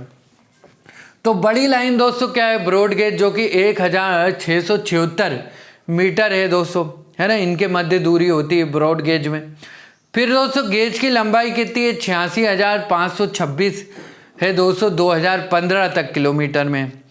फिर दोस्तों लंबाई का प्रतिशत क्या है ब्रॉड गेज का, 79.59% है 2015 तक का डाटा है ये। और मीटर लाइन अर्थात दोस्तों मीटर गेज क्या है, रेल के बीच की लंबाई कितनी होती है दोस्तों, मीटर मतलब पटरी के बीच की मध्य दूरी 1 मीटर होती है ना। और दोस्तों जो इसमें किलोमीटर में कितनी लंबाई है 15 तक 2015 तक, तो 18,529 किलोमीटर लंबाई है मीटर गेज की। और कुल रेल मार्ग की लंबाई का प्रतिशत दोस्तों 17.05% है दोस्तों 2015 तक। फिर आता है दोस्तों छोटी लाइन अर्थात नैरो गेज जो है दोस्तों 0.762 या 0.610 किलोमीटर है। और जो दोस्तों सॉरी दोस्तों नहीं गलती से बोल दिया दोस्तों, मध्य दूरी कितनी है तो दोस्तों छोटी लाइन या नैरो गेज की जो मध्य दूरी है 0.762 मीटर से लेकर 0.610 मीटर तक। फिर लंबाई कितनी है दोस्तों 3600 किलोमीटर है 2015 तक कुल लंबाई, और प्रतिशत दोस्तों 3.36% है। अब देखते हैं दोस्तों गेज के आधार पर हमने देख लिया विभिन्न रेलवे लाइन एवं उनकी लंबाई। अब देखते हैं दोस्तों भारत में रेल मार्गों का वितरण कैसे होता है। तो पहला है दोस्तों सघन रेल नेटवर्क वाले क्षेत्र, उत्तरी मैदानी क्षेत्र। सेकंड है दोस्तों मध्य रेल नेटवर्क वाले क्षेत्र अर्थात प्रायद्वीपीय क्षेत्र, और थर्ड है दोस्तों विरल रेल नेटवर्क वाले क्षेत्र अर्थात हिमालयी क्षेत्र, उत्तर पूर्वी भारत एवं पश्चिम भारत। अब देखते हैं दोस्तों कोंकण रेल क्या है। तो वर्ष 1998 में कोंकण रेलवे का निर्माण किया गया। यह भारतीय रेल की एक महत्वपूर्ण उपलब्धि है। इस रेल मार्ग की लंबाई 760 किलोमीटर है। यह महाराष्ट्र के रोहा को कर्नाटक के मंगलोर से जोड़ता है। उबड़ खाबड़ पहाड़ी धरातल एवं अनेक नदी घाटियों वाले देश के पश्चिमी तटीय प्रदेश में रेल मार्ग का निर्माण करना लगभग असंभव कार्य प्रतीत होता था। यह रेल मार्ग 146 नदियों एवं धाराओं तथा 2000 पुलों एवं 91 सुरंगों को पार करता है। अब देखते हैं दोस्तों मेट्रो रेल। तो महानगरों में यातायात को सुव्यवस्थित करने के लिए मेट्रो रेल का उपयोग किया जाता है। भारत में मेट्रो रेल का आरंभ 1984 से लेकर 1985 में कलकत्ता मेट्रो रेलवे के साथ हुआ।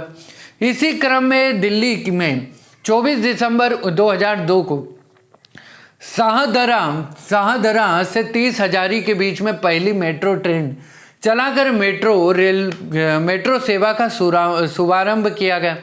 तो कहाँ चली थी दोस्तों पहली मेट्रो? दिल्ली में 24 दिसंबर। नहीं, भारत में मेट्रो रेल का आरंभ कोलकाता में हुआ था सबसे पहले, है ना, 1984 से 85 में हुआ था।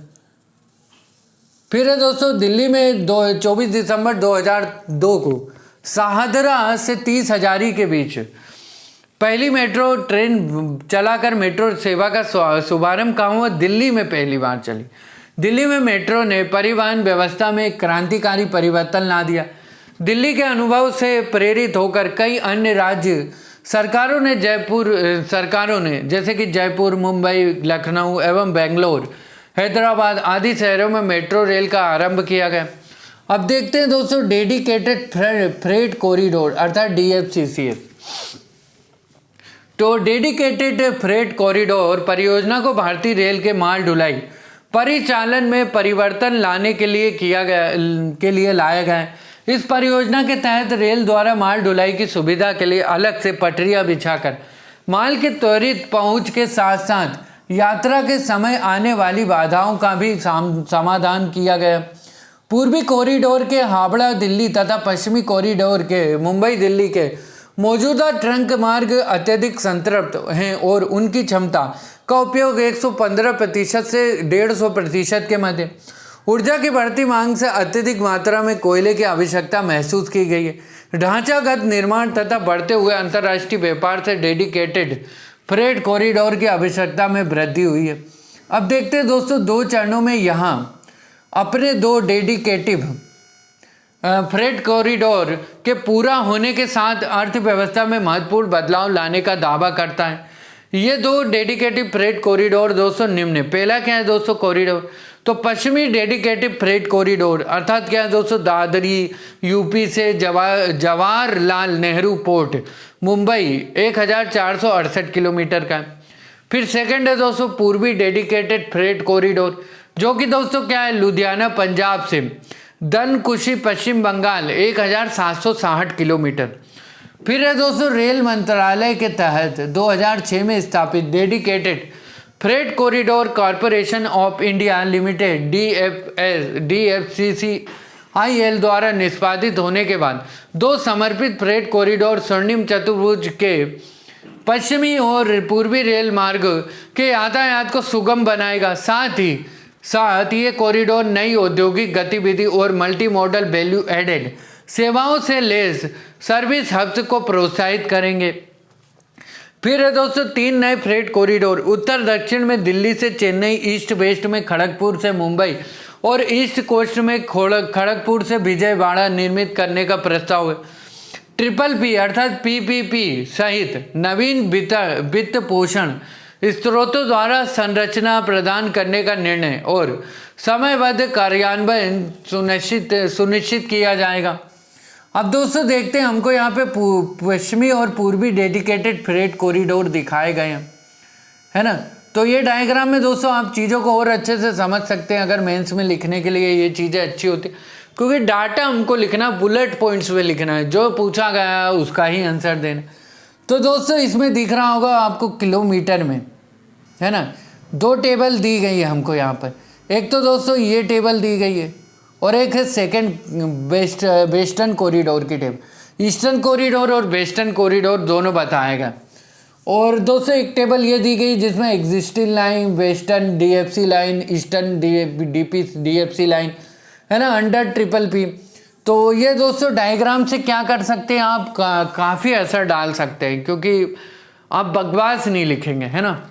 तो जैसे कि दोस्तों ईस्टर्न कॉरिडोर में 1839 किलोमीटर टोटल दिखाया गया, लुधियाना खजुराहो का दिखाया गया 404, है ना, लुधियाना खुर्जा, है ना।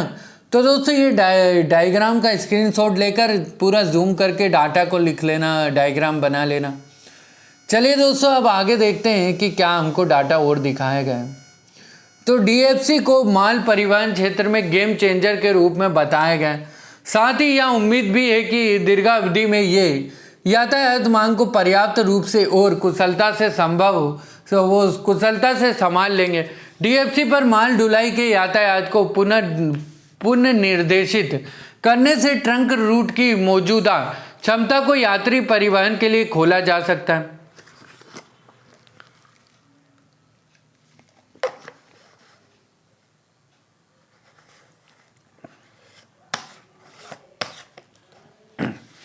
$3,360 किलोमीटर पर विस्तृत 2 परियोजनाओं की शुरुआत न केवल रेलवे को माल ढुलाई की अपनी बाजार हिस्सेदारी बढ़ाने में मदद करेगी, बल्कि परिवहन यूनिट लागत में कमी, छोटे संगठन और प्रबंधन लागत में कमी के कारण मौलिक बदलाव भी लाएगी।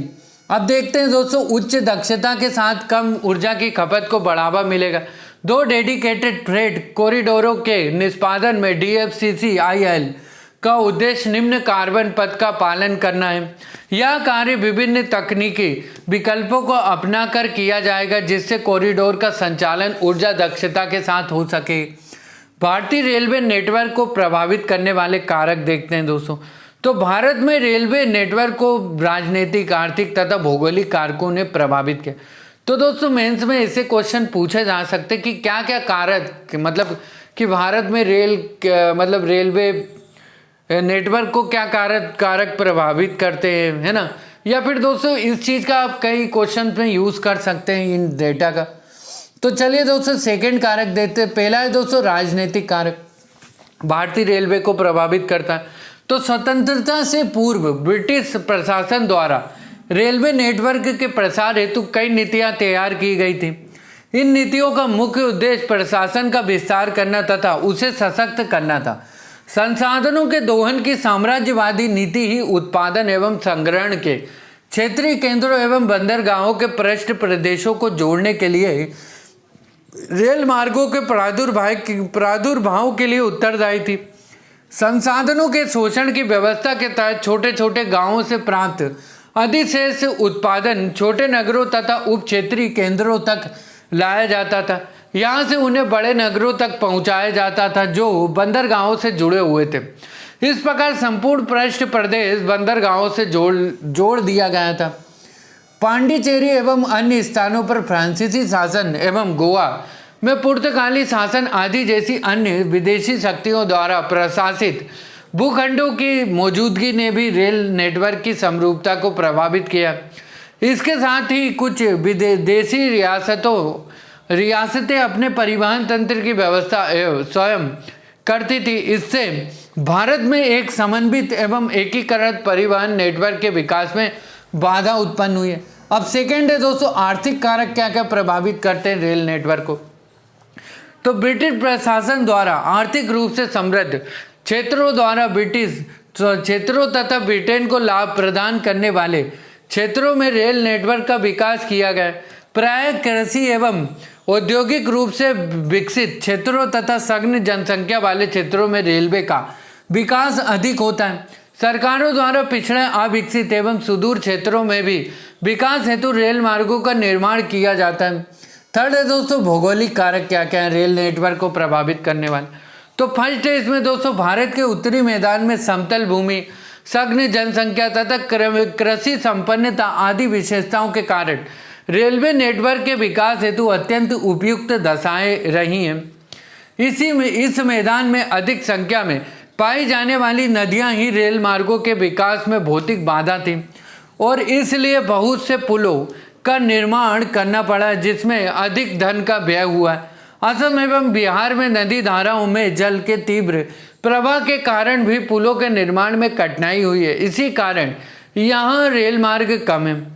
फिर है दोस्तों भौगोलिक कारण में सेकंड है क्या पॉइंट है कि पहाड़ी धरातल पर दो स्थानों के मध्य रेल की पटरियां बिछाने में समस्याएं होती। रेल की पटरियां निम्न पहाड़ियों अर्थात दोस्तों नीची पहाड़ियों, दो पहाड़ियों के बीच की निम्न भूमियों अथवा सुरंगों के अंदर से बिछाई जाती हैं। सुरंगों का निर्माण अत्यंत खर्चीला होता है। इन्हीं कारणों के परिणाम स्वरूप भारत के मध्य भाग के पठारी क्षेत्र तथा उत्तर की ओर हिमालय पर्वत श्रेणियों पर रेल मार्गों का निर्माण नहीं हो सका। मैदानी क्षेत्रों से आने वाले रेल मार्गों को पर्वतीय क्षेत्रों की पद स्थली पर स्थित जम्मू, कोटद्वार, हरिद्वार तथा काठगोदाम आदि जैसे नगरों तक ले जाकर छोड़ देना पड़ा है। शिमला से कालका तथा सिलीगुड़ी से दार्जिलिंग तक नैरो गेज के कुछ रेल मार्गों का निर्माण किया गया। जम्मू से उधमपुर, जवाहर सुरंग तथा काजीगुंडा होकर कश्मीर घाटी में प्रवेश करने वाले रेल मार्ग का निर्माण भी किया गया है। चलिए दोस्तों अब आगे देखते हैं भौगोलिक कारण में। थर्ड पॉइंट है दोस्तों कि इसी प्रकार राजस्थान के बलुआ मैदान पर रेल की पटरियां बिछाना कठिन था। 1966 अर्थात 1966 तक जोधपुर एवं जैसलमेर के मध्य कोई रेल मार्ग नहीं था। मध्य प्रदेश एवं उड़ीसा के घने जंगलों एवं पश्चिमी बंगाल के दलदली भागों में भी रेल नेटवर्क का विकास करना कठिन रहा है। सह्याद्री के पर्वतीय एवं वनाच्छादित क्षेत्रों में तथा तटीय मैदान में भी एक निरंतर रेल मार्ग का निर्माण नहीं किया जा सकता है। चलिए दोस्तों अब देखते हैं कि भारतीय रेलवे में उपलब्ध सेवाएं क्या क्या हैं। तो ऑनलाइन आरक्षण के कारण आम आदमी को बहुत अधिक सुविधा हो गई है। जननी सेवा की शुरुआत की गई है जिसके अंतर्गत स्टेशन पर गर्म दूध, गर्म पानी और शिशु खाद्य सामग्री के साथ ट्रेनों पर बच्चों के लिए मेन्यू की व्यवस्था की जाएगी। ई टिकट यात्रियों के लिए वैकल्पिक यात्रा बीमा का शुभारंभ किया गया। खान पान इकाइयों के आवंटन हेतु आरक्षित श्रेणियों में महिलाओं को 33% का उप कोटा प्रदान करने का निर्णय लिया गया। IRCTC की ई कैटरिंग सेवाओं में स्थानीय व्यंजनों को उपलब्ध कराने के लिए स्वयं सहायता समूहों को सम्मिलित किया गया। अब देखते हैं दोस्तों वैकल्पिक रेल सुविधा योजना अर्थात ATAS को दिल्ली, हावड़ा, मुंबई, चेन्नई, बेंगलोर और सिकंदराबाद सहित अन्य क्षेत्रों में विस्तारित किया जा रहा है। और इस संदर्भ में क्षेत्रीय रेलवे को निर्देश दिए गए हैं। वैकल्पिक रेल सुविधा योजना अर्थात विकल्प के नाम से भी जाना जाता है। रेलवे दुर्घटना में हताहत हुए लोगों के लिए मुआवजे की दर दुगनी कर दी गई है। राजधानी दुरंतो और शताब्दी ट्रेनों के लिए फ्लेक्सी किराया प्रणाली अर्थात फ्लेक्सी फेयर सिस्टम शुरू किया गया है। अब दोस्तों देखते हैं रेलवे विकास प्राधिकरण को। तो केंद्रीय मंत्रिमंडल ने रेलवे के लिए एक नियामक रेल विकास प्राधिकरण RDA की स्थापना को मंजूरी दे दी है। नियामक 4 प्राथमिक कार्यों का निष्पादन करेगा। पहला तो है दोस्तों टैरिफ निर्धारण, फिर है दोस्तों स्टेक होल्डर निवेशकों के लिए निष्पक्षता, दक्षता और प्रदर्शन मानकों की स्थापना एवं सूचना का प्रसार। अब दोस्तों देखते हैं भारत में रेल दुर्घटनाओं के क्या कारण हैं। तो दोस्तों भारत में रेल की स्थिति से अगर कोई क्वेश्चन आ जाए तो आज आप दोस्तों डाटा का यूज़ कर सकते हैं। अगर उसने क्वेश्चन में पूछा है ना भारत में रेलवे की स्थिति के अच्छा तथा बुरा होने के कारण, अर्थात आलोचनात्मक विवरण प्रस्तुत करें, तो जहाँ भी दोस्तों आलोचनात्मक आ जाता है ना, तो आलोचनात्मक में क्या आपको 65% बुरा दिखाना पड़ता है और 35% अच्छा। तो आप दोस्तों इसमें बुरी और अच्छी चीज़ दोनों दिखा सकते हैं, है ना। तो डाटा कोई दोस्तों आपके पास में अच्छा डाटा होना बहुत ज़रूरी है। अब देखते हैं दोस्तों भारत में रेल दुर्घटनाओं के कारण। तो कुल रेल दुर्घटनाओं में से 50% ट्रेन के पटरी से उतरने अर्थात डीरेलमेंट के कारण होता है। इसके बाद 36% दुर्घटनाएं मानव रहित क्रॉसिंग फाटकों पर होती है। अग्नि पहचान प्रणाली अर्थात फायर डिटेक्शन सिस्टम का अभाव होता है ना। तो भारत में अभी भी अधिकांश रेलगाड़ियों में धुएं और आग की पहचान करने हेतु प्रभावी प्रणाली नहीं है। फिर है दोस्तों थर्ड क्या है, टक्कर रोधी प्रौद्योगिकियों का अभाव। तो ऐसे उपकरण है, ये क्या है दोस्तों, ये ऐसे उपकरण है जो किसी रेड सिग्नल को पार करने पर ट्रेन को स्वचालित अर्थात ऑटोमेटिक रूप से रोक देते। भारत जो कि अमेरिका, चीन और रूस के बाद दुनिया का चौथा सबसे बड़ा रेलवे नेटवर्क है, में अभी भी ऐसे सुरक्षा उपकरण उपलब्ध नहीं है। अब देखते हैं दोस्तों स्टाफ की कमी। तो तीव्र गति और रेड सिग्नल पर ध्यान न देना चिंता के मुख्य कारण है। मानवीय गलतियां भी दुर्घटनाओं का एक अन्य सामान्य कारण। इसका अधिकांश कारण कर्मचारियों की कमी है, जिसका अभिप्राय यह है कि श्रमिक के ऊपर प्रायः कार्य का अधिक बोझ रहता है। फिर है दोस्तों पटरियों का यथोचित रखरखाव नहीं किया जाना। तो क्या है दोस्तों कि रेल सेफ्टी रिव्यू कमेटी की रिपोर्ट खन्ना, क्या है दोस्तों, Khanna rail safety review committee की रिपोर्ट के अनुसार भारत में कुल रेलवे ट्रैक का करीब 25% अपनी आयु सीमा को पार कर चुका है और इसे प्रतिस्थापित किए जाने की आवश्यकता है। फिर है दोस्तों पॉइंट है कि संसाधन की कमी। खन्ना समिति ने आगे कहा था कि भारतीय रेल में इन सभी घटनाओं का मुख्य कारण संसाधनों की कमी है। फिर है दोस्तों खराब रोलिंग स्टॉक। तो रोलिंग स्टॉक अर्थात अधिकांश रेलगाड़ियों के लोकोमोटिव लिंक हॉफमैन बुश अर्थात लिंक हॉफमैन बुश LHB जिसको बोलते हैं दोस्तों, तो डिब्बों अर्थात कोचेस से लेस नहीं है ना। डिब्बों का क्या बोलते हैं, कोचेस। अब देखते हैं दोस्तों सरकार की लापरवाही। तो हाल ही में रेलवे में 3 उच्च स्तरीय समितियां गठित की गई थी, जैसे कि दोस्तों रेलवे का आधुनिकीकरण पर सेम पित्रोदा समिति, रेलवे सुरक्षा की समीक्षा पर अनिल काकोदकर समिति और रेलवे के पुनर्गठन पर विवेक देवराय समिति। हालांकि इनकी सभी सिफारिशों को पूर्णता से लागू करने की आवश्यकता है। चलते हैं दोस्तों रेल दुर्घटनाओं को कम करने के लिए आवश्यक कदम क्या क्या उठाए जा सकते हैं।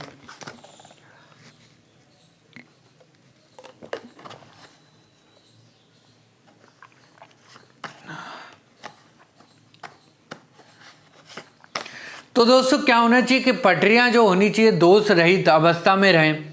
इसके लिए नियमित रूप से सख्त ऑडिटिंग किए जाने की आवश्यकता है। दोषों का सटीक तरह पता लगाने हेतु इस्तेमाल होने वाली अल्ट्रासाउंड फॉल्ट डिटेक्शन मशीन को शीघ्रता से स्थापित करने की आवश्यकता है। फिर है दोस्तों थर्ड पॉइंट की रेलगाड़ियों में निर्धारित सीमा से अधिक भार वहन करने की अनुमति देने वाले कर्मचारियों के खिलाफ सख्त कानूनी कार्रवाई की जानी चाहिए। फिर फोर्थ पॉइंट है दोस्तों यह सुनिश्चित करने की आवश्यकता है कि पटरियों के निर्माण में प्रयुक्त सामग्री उच्च गुणवत्ता वाली हो। पटरियों की सिग्नलिंग और टूट फूट से रहित होने अर्थात इंटीग्रिटी की सख्त ऑडिटिंग होनी चाहिए। फिर है दोस्तों ICF कोच के स्थान पर LHB कोच का उपयोग किया जाना चाहिए, जिससे कि पटरियों को नुकसान के कारण ट्रेन के पटरी उतरने की स्थिति में कम से कम संख्या में लोग हताहत हों। फिर है दोस्तों पॉइंट है कि विदेशी तकनीकों जैसे कि टक्कर रोधी उपकरण और रेल सुरक्षा और चेतावनी प्रणाली का भारतीय परिस्थितियों का अनुकूल विशिष्ट रूप से निर्माण किया जाना चाहिए। महत्वपूर्ण सुरक्षा श्रेणियों और जनशक्ति नियोजन के मुद्दों से संबंधित रिक्त पदों को समयबद्ध रूप से भरकर रेलवे यूनियनों की मांग को संबोधित किया जा सकता है। फिर है दोस्तों सेतु भारतम परियोजना को प्राथमिकता देकर उचित समय पर पूर्ण करना, जिससे कि मानव रहित रेलवे क्रॉसिंग समाप्त हो सके। फिर दोस्तों लास्ट पॉइंट है इसमें कि सरकार के अधीन रेलवे सुरक्षा प्राधिकरण जैसा एक स्वतंत्र निकाय होना चाहिए, जिसके अध्यक्ष और विशेषज्ञ रेलवे के बाहर से हों। फिर है दोस्तों तेल एवं गैस पाइपलाइन को देखते हैं दोस्तों। तो इसमें दोस्तों पेट्रोलियम उत्पादों तथा गैसों को एक स्थान से दूसरे स्थान तक ले जाने हेतु पाइपलाइन बहुत सुविधाजनक परिवहन का साधन है। लौह अयस्क जैसे ठोस पदार्थों को भी घोलकर पाइपलाइनों से ले जाया जा सकता है। भारत में पाइपलाइन द्वारा तेल क्षेत्रों या विदेशों से आयात किए गए कच्चे तेल, पेट्रोलियम उत्पादों एवं प्राकृतिक गैस, लौह अयस्क जैसे ठोस पदार्थों तथा एलपीजी अर्थात द्रवित पेट्रोलियम गैस का परिवहन किया जाता है। भारत में दोस्तों क्या है कि भारत में डिगबोई के तेल क्षेत्रों से डिगबोई तेल परिष्करणशाला तक बिछाई गई पाइपलाइन से पाइपलाइन परिवहन के प्रयोग का आरंभ माना जाता है। तत्पश्चात ऑयल इंडिया लिमिटेड अर्थात OIL ने असम के नहर कटिया तेल क्षेत्र से बरौनी के तेल शोधन कारखाने तक पाइपलाइन बिछाई है। भारत में कच्चे तेल एवं प्राकृतिक गैस के अन्वेषण, उत्पादन और परिवहन में ऑयल इंडिया लिमिटेड अर्थात OIL संलग्न है। इसकी स्थापना पेट्रोलियम एवं प्राकृतिक गैस मंत्रालय के तहत की गई है। अब कुछ दोस्तों महत्वपूर्ण पाइपलाइनें दी गई हैं, इनको देखते हैं। तो पहला दोस्तों आप देख रहे होंगे कंडला मथुरा पाइपलाइन। क्या है दोस्तों? कांडला, सॉरी दोस्तों गलती से बोल दिया था कंडला, तो ये है दोस्तों कांडला मथुरा पाइपलाइन। क्या है दोस्तों? तो इस पाइपलाइन द्वारा गुजरात द्वारा कांडला के निकट सलाया से आयात किए गए तेल तथा गुजरात के तेल क्षेत्रों में प्राप्त कच्चे तेल को कोयली तथा मथुरा की परिष्करणशालाओं तक पहुंचाया जाता है। फिर है दोस्तों HBJ अर्थात हजीरा विजयपुर जगदीशपुर पाइपलाइन। तो भारत के पश्चिमी तट पर स्थित एक अन्य महत्वपूर्ण एवं प्रसिद्ध पाइपलाइन हजीरा अर्थात दोस्तों हजीरा कहाँ है? गुजरात से विजयपुर कहाँ है? मध्य प्रदेश है ना। तो हजीरा से विजयपुर होते हुए उत्तर प्रदेश के सुल्तानपुर जिले के जगदीशपुर नामक स्थान तक बिछाई गई। इसे ही HBJ अर्थात हजीरा विजयपुर जगदीशपुर पाइपलाइन के नाम से जाना जाता है। यह 1700 किलोमीटर लंबी पाइपलाइन है। इस पाइपलाइन द्वारा कई उर्वरक कारखानों एवं ताप विद्युत घरों में प्राकृतिक गैस की आपूर्ति की जाती है। फिर दोस्तों सेकेंड क्या है? हल्दिया बरौनी पाइपलाइन। तो हल्दिया बरौनी पाइपलाइन हल्दिया पतन की तेल परिष्करणशाला को बरौनी तेल परिष्करणशालाओं से पाइपलाइन द्वारा जोड़ा गया। फिर दोस्तों लास्ट क्या है इसमें? बीरमगाम चाकसू पानीपत पाइपलाइन। कांडला पतन से आयात किए गए तेल की आपूर्ति हरियाणा के पानीपत में स्थित तेल परिष्करणशाला में की जाती है। चलिए दोस्तों अब यहाँ पे हमको डायग्राम में दिखाई गई है पूरी दोस्तों, क्या दिखाया गया है? तो प्रमुख तेल एवं LPG पाइपलाइन दिखाया गया। जैसे कि दोस्तों आप देख रहे होंगे क्रूड ऑयल को काय से दिखाया, किससे दिखा रहे हैं दोस्तों? तो पूरी ब्लैक लाइन से दिखाया जा रहा है।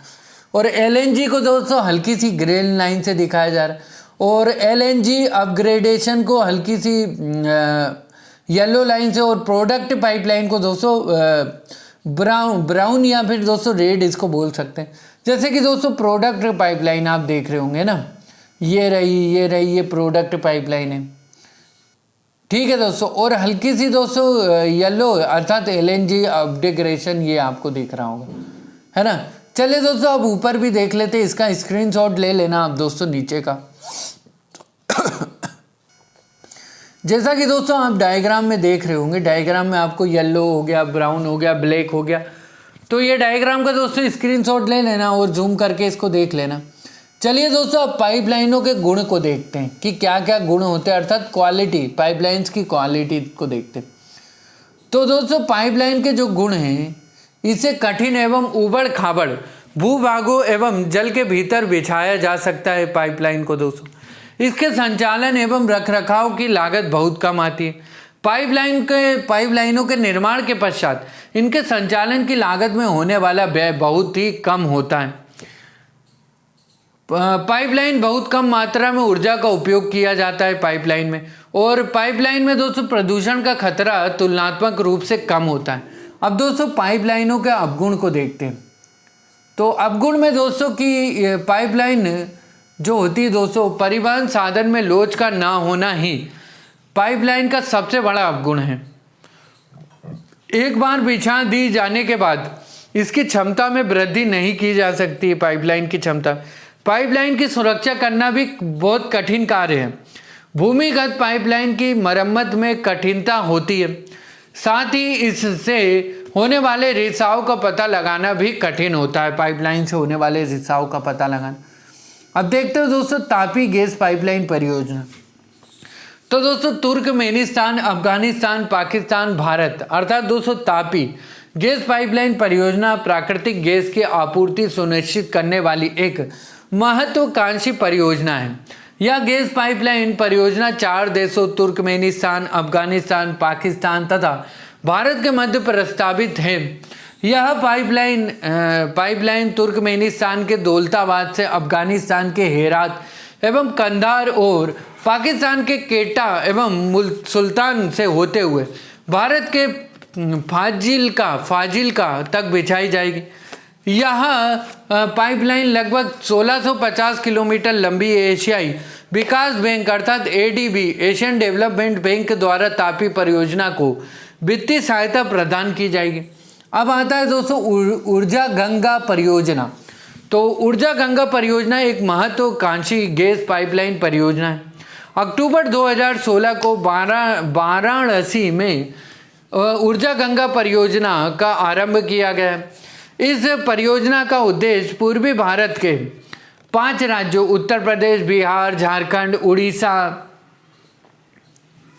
एवं पश्चिम बंगाल में पाइप्ड नेचुरल गैस अर्थात पीएनजी और वाहनों के लिए सीएनजी की आपूर्ति सुनिश्चित करना है। फिर है दोस्तों इस परियोजना का अर्थात ऊर्जा गंगा परियोजना का क्रियान्वयन gas authority of India limited अर्थात गेल द्वारा किया जा रहा है। इसके तहत उत्तर प्रदेश के जगदीशपुर से पश्चिम बंगाल के हल्दिया तक 2540 किलोमीटर लंबाई की एक पाइपलाइन बिछाने की योजना बनाई गई। ऊर्जा गंगा परियोजना गेल द्वारा निर्माणाधीन जगदीशपुर हल्दिया बोकारो धर्मा पाइपलाइन प्रोजेक्ट JHBDPL का भाग है। अब दोस्तों जैसा कि डायग्राम में आपको दिखाया गया है गैस पाइपलाइन का वितरण, तो ये डायग्राम में दोस्तों आप स्क्रीनशॉट ले लेना इस डायग्राम का, ताकि आपके पास में क्या होगा दोस्तों ज़्यादा से ज़्यादा डाटा होगा और डाटा महत्वपूर्ण है। अगर मेंस में आपको बुलेट पॉइंट्स में आंसर देना तो डाटा आपके पास, जैसे कि दोस्तों इंटरनेशनल बाउंड्री को हल्की ब्लैक से दिखाया गया, स्टेट बाउंड्री को दोस्तों डॉट टेस्ट से दिखाया गया, और गेल पाइपलाइंस को दोस्तों काहे से दिखाया गया तो हल्की सी ग्रीन सी है। तो दोस्तों ये सारे आप स्क्रीनशॉट लेकर इनको देख लेना दोस्तों, है ना। तो आधे को देख लीजिए, फिर आधे को दिखा देता हूँ मैं आपको। चलिए दोस्तों अब आगे देखते हैं हम जल परिवहन क्या है।